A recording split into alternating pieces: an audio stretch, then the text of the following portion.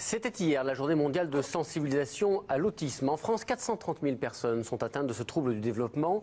L'autisme débute généralement avant l'âge de 3 ans et affecte les fonctions cérébrales de l'enfant. Cela peut se traduire par de l'isolement, des relations sociales perturbées, des troubles du langage et du comportement. Certains parents se tournent vers une nouvelle technique de prise en charge, la méthode des 3 I pour intensive, individuelle et interactive. D'origine américaine, cette méthode consiste à stimuler les enfants autistes d'une manière très intensive par le jeu afin qu'ils retrouvent progressivement le chemin de l'école.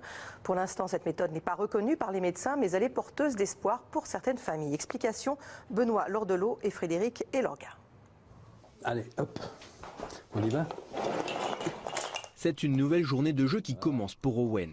Âgé de 6 ans, ce jeune autiste va passer près d'1h30 avec Jean-François.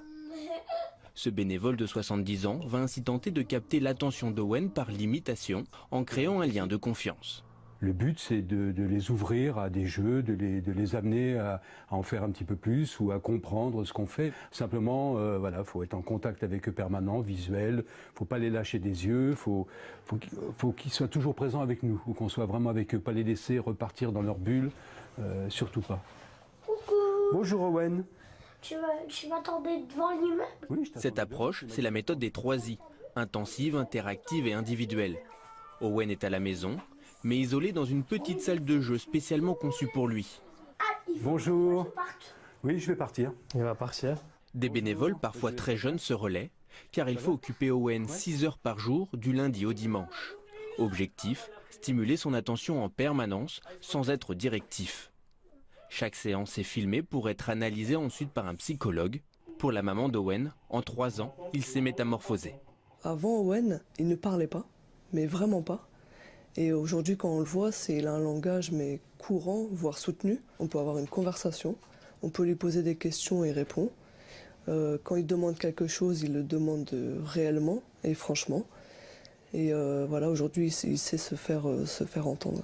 Ces progrès ont ainsi permis à Owen d'intégrer progressivement une école, jusqu'à 4 heures par semaine. Une évolution majeure, rendue possible grâce à l'association Autisme Espoir vers l'école. Tac, tac, tac. Juliette est psychologue. Elle s'occupe notamment de suivre le développement des enfants et d'aider les bénévoles dans leur approche.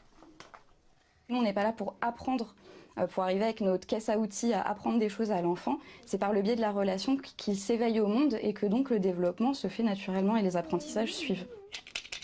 Et pour mesurer les progrès de l'enfant, l'association organise tous les mois des réunions entre parents, psychologues et bénévoles pour constamment adapter la méthode. Une grille de développement a d'ailleurs été créée.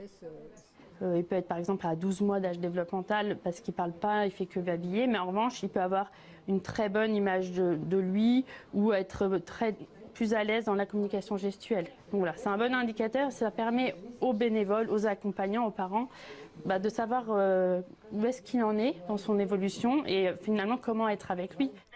Selon cette association, après 10 ans d'expérience, sur les 450 autistes suivis, plus de la moitié auraient intégré un cursus à l'école.